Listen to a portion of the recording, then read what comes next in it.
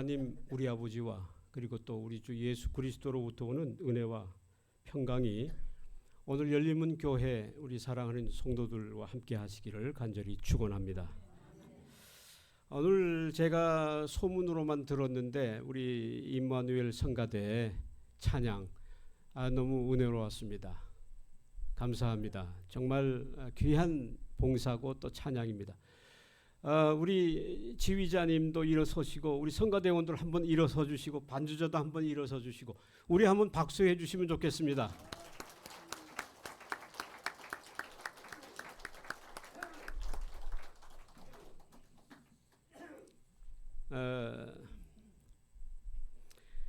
오늘 저는 우리 열린문 교회 평소에 참 많이 생각하고 또 기도하는 교회인데 가만히 생각해 보니까 이 교회가 2006년도 5월 달에 창립을 했더라고요.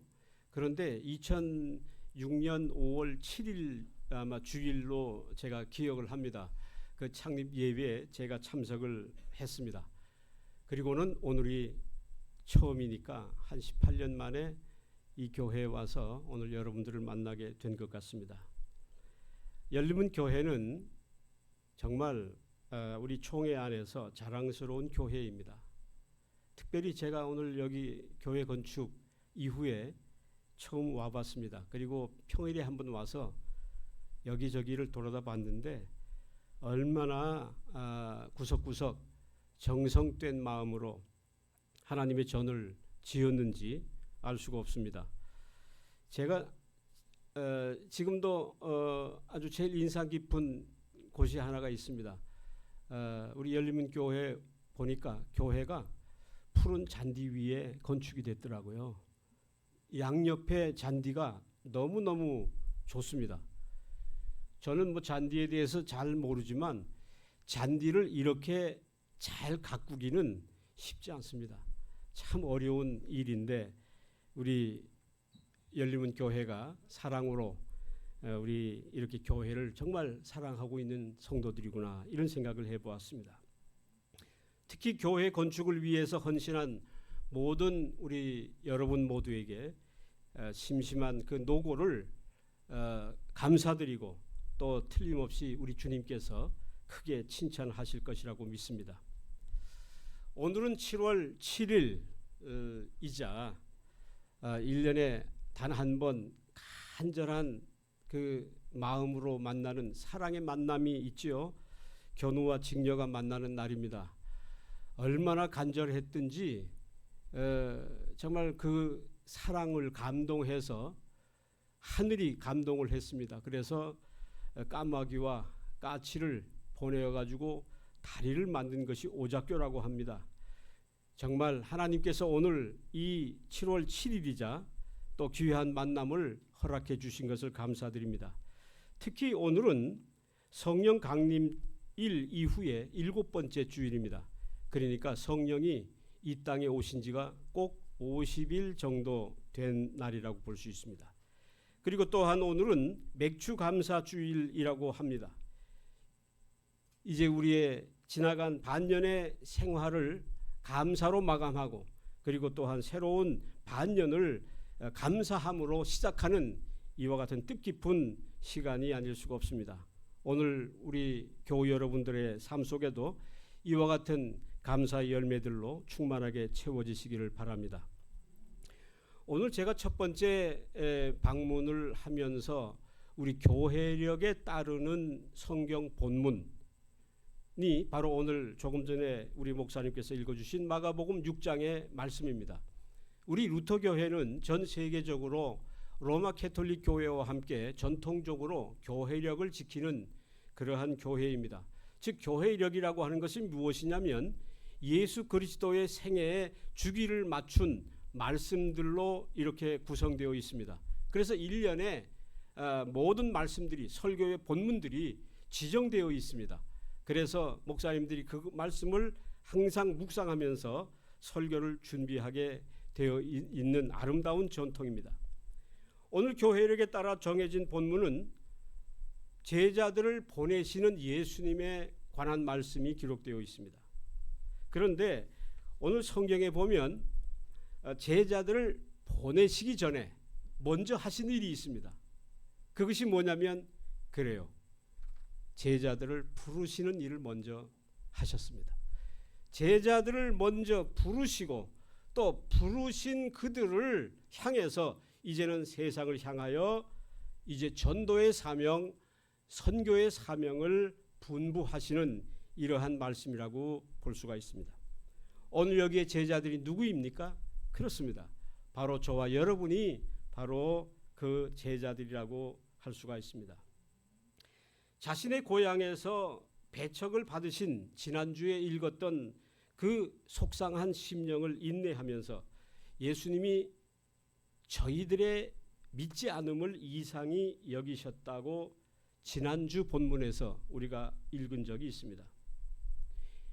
예수님은 이와 같은 속상함을 이제 이기시고 이제 세상을 향해서 하나님의 복음이 필요한 이방의 모든 백성들을 향한 주님의 구원의 사역이, 주님의 선교의 사역이 시작된 것입니다. 이처럼 이곳에 세워진 교회는 땅끝까지 이르러 주님을 증거하는 선교, 전도의 사명을 감당함으로써 이 교회, 열림은 교회의 진정한 존재의 가치가 있다, 이렇게 말할 수가 있습니다. 교회는 이처럼 주님을 증거하기 위해 부름을 받고 세움을 받은 기관이라고, 공동체라고 볼 수가 있는 것입니다. 주님을 믿는 사람들은 주님을 다른 사람에게도 증거하는 행위로서 자신의 믿음을 주님 앞에 드러낼 수 있어야 하겠습니다. 여기 주님께서 세상에 제자들을 보내시기 전에 그들을 부르셨다고 했지 않습니까? 이 말씀을 가만히 묵상해 보니까 이 세상에 저와 여러분 모두가 가만히 생각해 보세요. 내가 주님의 부름을 받지 않고 또는 다른 사람에게 전도를 받지 않고 주님 앞에 스스로 내 발로 주님 앞에 나온 사람이 있습니까?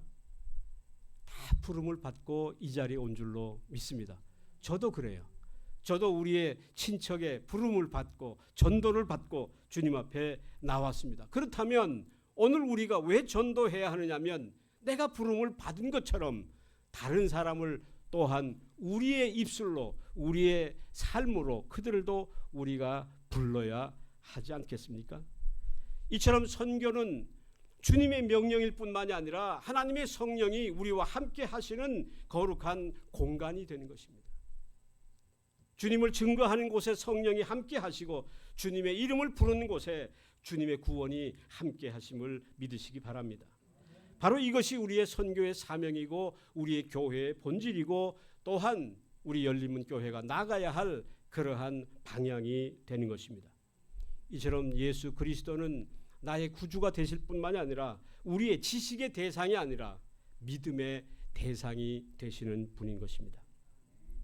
저는 오늘 본문에서 한두 가지만 좀 요약해서 말씀을 좀 중점적으로 생각해 보려고 합니다. 하나는 제가 이렇게 눈여겨본 말씀은 선교에 대해서 구체적으로 예수님이 우리들에게 가르쳐주는 말씀인데 거기에 보면 우선 주님은 당신을 증거할 수 있는 제자들을 세우시는데 어떻게 세우셨냐면 둘씩 꼭 짝을 지어주셨다라고 본문이 기록을 하고 있죠.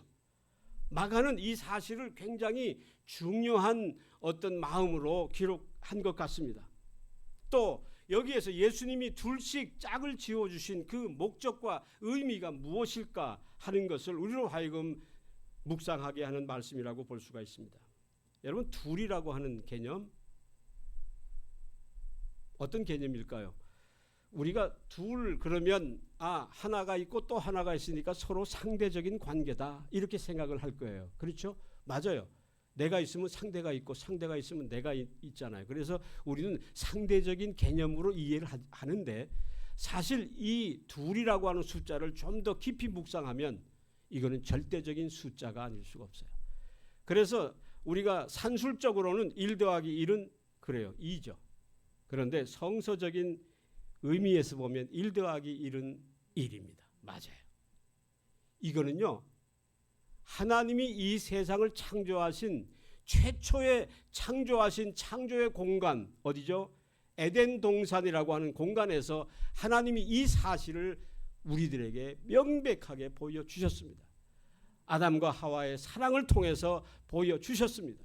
그리고 1 더하기 1이 되는 것이 이루어지는 신비한 그 일을 통해서 하나님은 그곳에 에덴을 창조하셨다, 이렇게 볼 수가 있습니다. 그래서 여러분, 에덴이 어디입니까?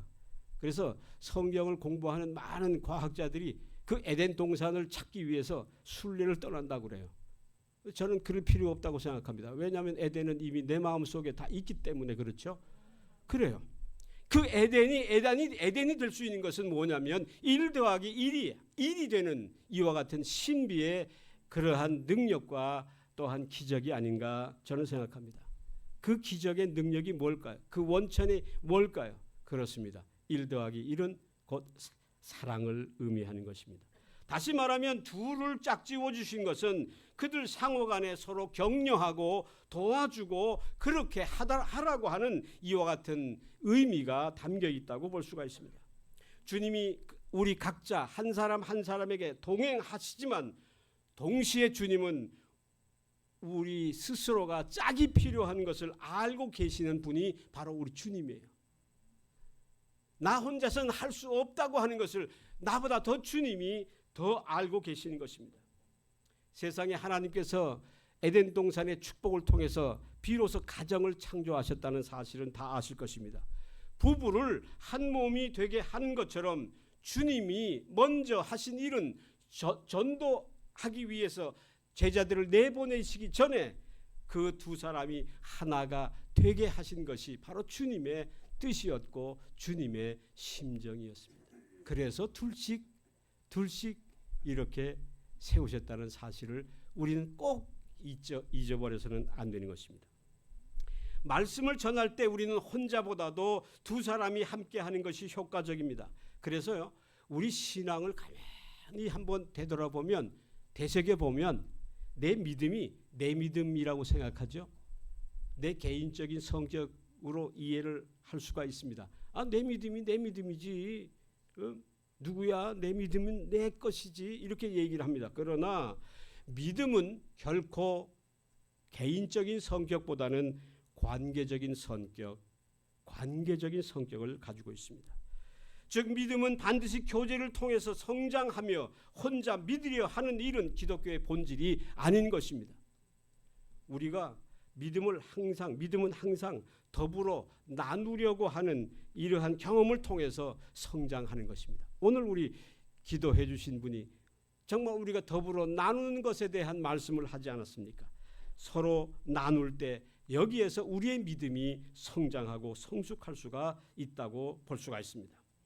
예배 중에 우리가 매주일 예배를 드리는데 여기에서 사실 성서적으로 보면 예수님께서 부르사라고 할 때 이 부르사라고 하는 말씀이 뭘 의미하냐면은 예배를 의미하는 거예요. 우리가 예배를 위해서 함께 모인 이 자리에 주님이 함께 하신 것입니다. 그래서 예배 중에 우리의 믿음을 고백할 때가 있지 않습니까?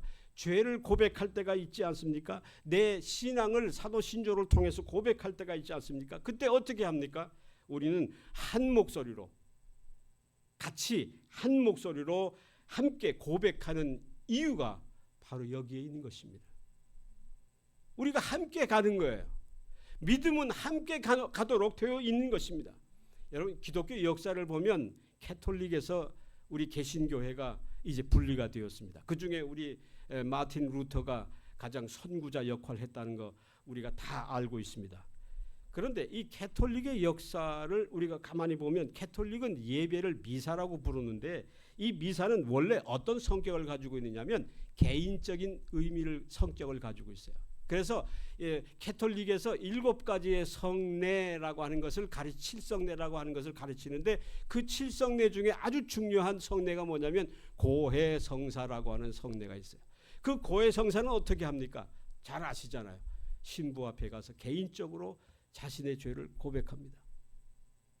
그런데 루터는 그 고해성사를 폐기했어요. 왜 그랬을까요? 그게 아니라는 거죠. 개인적으로 고백하는 것이 아니라 우리가 함께 고백할 때 주님이 우리의 고백을 들으신다고 하는 것입니다. 자신이 원하는 시간에 자신의 편리에 맞춰가지고 아무 때나 신부 앞에서 고해 성사를 하는 것은 순전히 개인적인 예배의 모습입니다. 반면에 기독교의 예배는 공동체적인 성격을 가지고 있습니다. 함께 모여서 한 마음으로 우리가 주님의 위로를 나누는 것입니다. 이처럼 둘씩 짝지어 보내시는 것은 아무리 강한 믿음을 갖고 있는 사람이라도 위험, 때로는 역경, 그리고 많은 죽음, 이러한 때로는 죽음 앞에서 우리는 스스로 약해질 수가 있기 때문인 것입니다. 두 사람의 관계는 어떤 사람이냐면 아까 제가 상대적이라고 얘기를 했지만 동시에 절대적인 관계라고 얘기를 한 이유는 뭐냐면 상대방은 나에게 있어서 하나밖에 없는 절대적인 존재죠. 이것이 바로 둘을 짝을 세워주신 주님의 마음이 아닌가 생각합니다. 그렇습니다. 교회는 무엇보다도 상대방에 대하여 다른 사람에 대해서 서로의 필요성과 소중함을 먼저 인식하는 데서부터 모든 선교가 출발되어야 하는 것입니다. 진정한 사랑이 무엇일까요? 상대방과 함께 내가 소중하다는 사실을 피차 인식하는 것으로부터 시작되어야 되지 않겠습니까? 정말 내가 소중하다면 상대방은 더 소중한 존재가 되는 것, 바로 이것을 이해하고 이것을 우리가 고백할 때 바로 그 속에 선교의 역사가 이루어지는 것이라고 믿습니다. 주님이 내게 얼마나 소중한 분이 된다면 저 사람에게도 얼마나 소중한 분일까라고 하는 것을 생각하는 마음으로부터 선교가 시작될 때 믿음의 놀라운 역사가 이루어질 줄로 믿습니다. 둘씩 보내시면서 예수님은 그들에게 권세를 주셨습니다. 귀신을 제어하는 권세를 주셨습니다. 왜 그러면 선교하는 교회가 권세가 필요할까요? 병자들을 고치기 위해서, 죽은 자를 살리기 위해서 권세가 반드시 필요했는데 주님은 그들에게 그 권세를 허락하셨습니다. 이 권세는 어떤 권세입니까? 이거는 거저 받은 권세인 것입니다. 사실 우리가 하나님의 은혜를 이야기할 때는 거저 받은 하나님의 은혜를 망각해서는 안 되는 것입니다. 그래서 오늘 여기 본문을 우리가 좀 더 세심하게 읽어보면 우리의 생각을 뛰어넘어서 예수님이 이렇게 말씀하십니다. 주님은 단 지팡이 하나 외에는 그 어떤 것도 갖고 가지 말 것을 원하셨습니다. 여기서 지팡이 하나 외에는 아무것도 가지지 말라. 이것은 무엇을 의미하는 것입니까? 우리의 것은 어떤 것도 의지하지 말라는 뜻입니다. 정말 모든 것을 주님께 의지하라고 하는 말씀입니다. 우리가 선교를 할 때 또는 전도를 할 때 이것이 필요하고 또 저것이 있어야 되고 이렇게 우리가 단서를 달 때가 있습니다. 그러나 주님은 말씀하십니다. 아무것도 가져가지 말라. 지팡이 외에는 아무것도 갖고 가지 말라 이렇게 말씀했습니다. 여기 특히 예수님이 두 벌 옷이 필요하지 않다 이 말씀을 하신 것은 두 벌 옷, 여러분 옷은 언제 입죠? 자신을 드러내기 위해서 입을 때 옷을 입어요. 그렇죠? 그래서 우리가 집에 가면은 이제 다 옷을 자유롭게 벗지 않습니까? 근데 옷은 항상 그래서 사람들이 자신을 드러내기 위한 것이기 때문에 항상 신경을 쓰지 않으면 안 되는 거예요. 그래서 여기에 두 벌 옷이라고 하는 것은 뭐냐면 선교할 때 자신을 드러내지 말라 그 뜻이라고 볼 수가 있습니다. 선교는 오직 나를 통하여 예수님이 드러나는 일이기 때문인 것입니다. 아무것도 가지고 가지 말아야 하는 것은 오직 주님만이 그들의 모든 것이 될 수 있도록 하여야 한다고 하는 그 말씀이라고 볼 수가 있습니다. 나의 열심이 그리고 나의 헌신과 모든 삶이 그리스도를 높이 세워드리는 그러한 삶이, 그러한 믿음이 되어야 한다고 하는 사실입니다. 저는 오늘 이 새로운 이제 반년을 선교하라, 전도하라는 이 말씀으로 시작하게 하신 그 뜻이 굉장히 참 오늘 우리 모두에게 큰 의미가 있다고 생각합니다. 우리가 지난 반년 동안 우리가 전도의 열매를 맺지 못했다면 주님께서 나머지 6개월 동안에 한 번에 더 기회를 주시는 그런 뜻이 아닌가, 저는 그런 생각을 해보았습니다.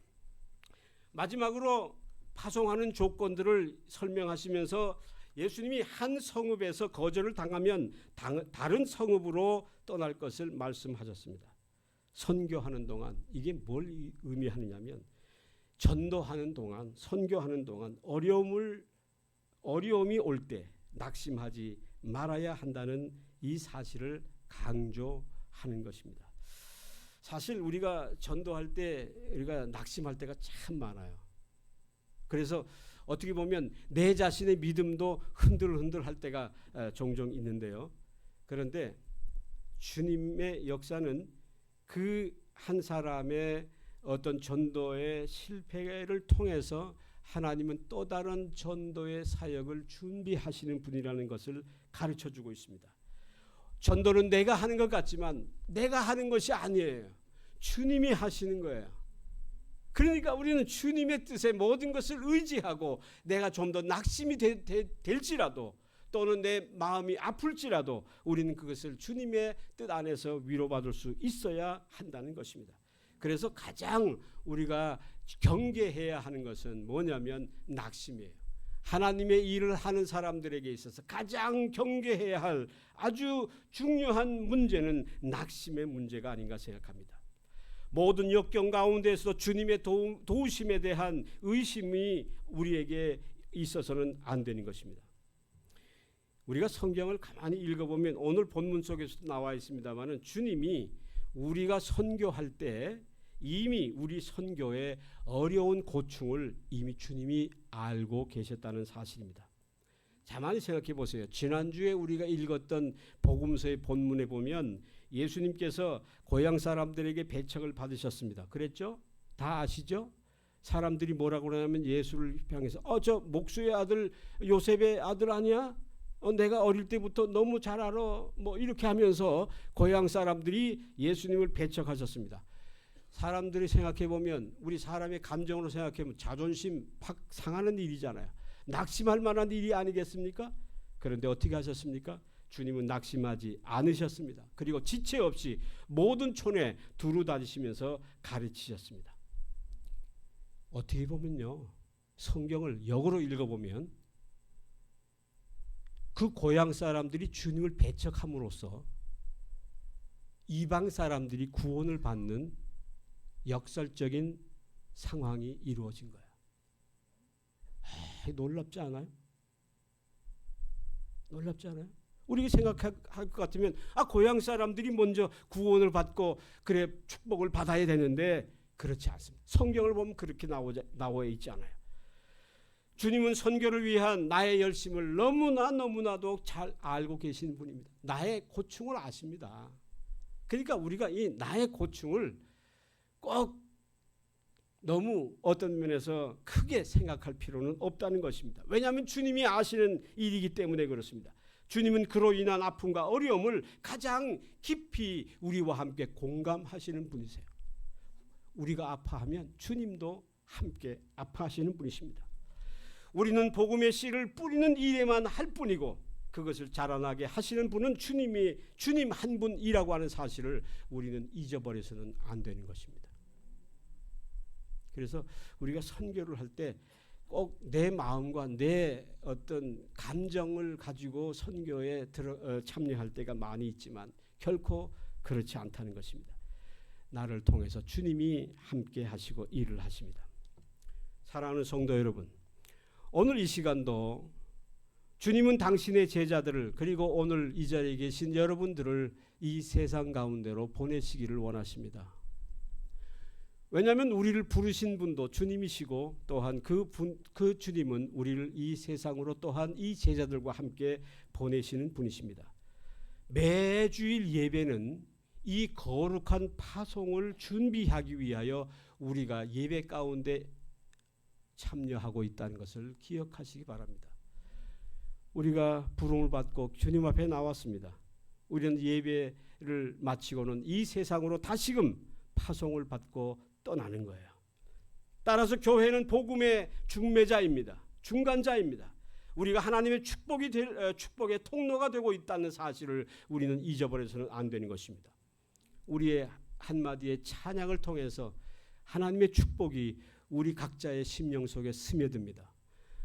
한 사람의 이러한 봉사와 헌신을 통해서 모든 사람들에게 하나님의 사랑이 얼마나 큰가 하는 것을 알게 하는 것입니다.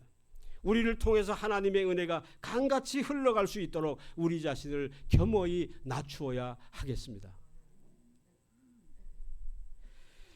주님의 선교를 위해서 많은 것을 거저 받았으니 거저 주는 것이 마땅할 것입니다. 다만 우리가 선물로 거저 받았으니 주님과 그 사랑하는 사람을 사랑하는 마음으로 아무 값 없이 우리의 소중한 것을 줄 때 그곳에 주님이 역사하십니다. 참 저는 지난 목회를 이제 마감한 이후에 곰곰이 되돌아보았습니다. 참 나의 목회가 어땠을까. 그런데 지금도 기억하고 아주 생생하게 떠오르는 것은 뭐냐면 하나님이 다 하셨구나 하는 고백이에요. 내가 한 줄로 알았어요. 그런데 결론적으로 얘기하면 하나님이 기가 막힌 방법으로 역사하시고 인도하셔서 나로 하여금 그 일을 감당하게 하셨다. 그렇게 고백할 수밖에 없습니다. 나의 어떤 많은 업적이 중요한 것이 아니라 나와 함께 하신 그 주님이 나에게 더 소중한 그러한 분이셨다는 사실을 이제 목회를 이제 마치고 나니까 느끼더라고요. 근데 목회하는 동안엔 그걸 몰랐던 것 같아요. 내가 다 할 수 있을 것이라고 생각했어요. 내 마음과 내 뜻만 있으면 뭐든지 할 수 있을 거라고 생각했어요. 그런데 그렇지 않더라고요. 하나님은 때때로 우리의 앞길을 막으실 때가 있어요. 또 하나님은 우리의 길을 또 원치 않는 방향으로 이끌어갈 때가 있어요. 이게 모든 것이 합력하여 선을 이루신다고 하는 말씀의 뜻입니다. 요한복음 20장 21절에 예수님이 이렇게 말씀하십니다. 하나님께서 나를 보내신 것처럼 나도 너희를 세상에 보내노라. 이것이 바로 오늘 본문의 가장 중요한 본문입니다. 그렇습니다. 오늘 이 자리에 저와 여러분을 불러주신 그 주님은 다시금 여러분들을 이제 여러분의 직장으로, 여러분들의 가정으로, 여러분들의 친구들에게 모든 사람들이 이 세상에 나가서 주님의 일을, 주님이 우리를 부르신 것처럼, 나를 부르신 것처럼 그들도 주님 앞으로 부름을 받도록 하여야 할 것입니다. 주님이 나를 전도받게 하신 것은 하나님이 그리스도를 세워서 이 세상에 보내신 것과 어쩌면 그렇게 똑같은지 몰라요. 자, 다시 반복하면서 강조하면서 마칩니다. 예수님께서 말씀하셨습니다. 아버지께서 나를 보내신 것 같이 나도 너희를 세상에 보내노라. 묵상합시다. 이 말씀이 하나님이 예수님에게 하신 말씀일까요? 하나님께서 예수님에게만 하신 말씀이라고 여러분 들으십니까? 아니에요. 여러분에게 하시는 말씀이에요. 아버지께서, 하나님께서 여러분들을 부르신 것, 그 부르신 것은 바로 예수 그리스도를 세상에 보내신 것 같이 나도 예수님과 같이 세상에 나도 보내시기 위하여 우리를 부르셨습니다. 여러분, 우리가 전도할 때, 우리가 선교할 때 예수님과 같이 되는 거예요. 예수님처럼 우리도 예수님과 함께 살아가는 거예요. 우리가 전도하고 우리가 선교하고 우리가 헌신할 때 바로 예수님이 나를 바치고 계십니다. 나를 바치고 계세요. 지금 오늘 이 주님은 세상 끝날까지 나와 함께 하시는 것뿐만이 아니라 주님은 또한 오늘 이 자리에 앉아 계신 여러분 옆에 계신 분들을 짝을 세워서 짝을 이루어서 우리를 또 주님처럼 주님이 세상에 나가셔서 전도하신 것처럼 오늘 우리도 세상에 나가서 그 역할을 감당하도록 부르시고 있습니다. 이 말씀에 우리가 함께 순종하며 또한 주님의 뜻을 이루어가는 성도들이 되시기를 바랍니다. 임마누엘의 은총이, 주님이 함께 하시는 은총이 선교를 위해 부름받으신 사랑하는 우리 열린문교회 사랑하는 성도들 모두 위에 이제로부터 함께 하시기를 간절히 축원합니다. 모든 지각 위에 뛰어나신 하나님의 평강이 오늘 여러분과 함께 하시기를 간절히 축원합니다. 아멘.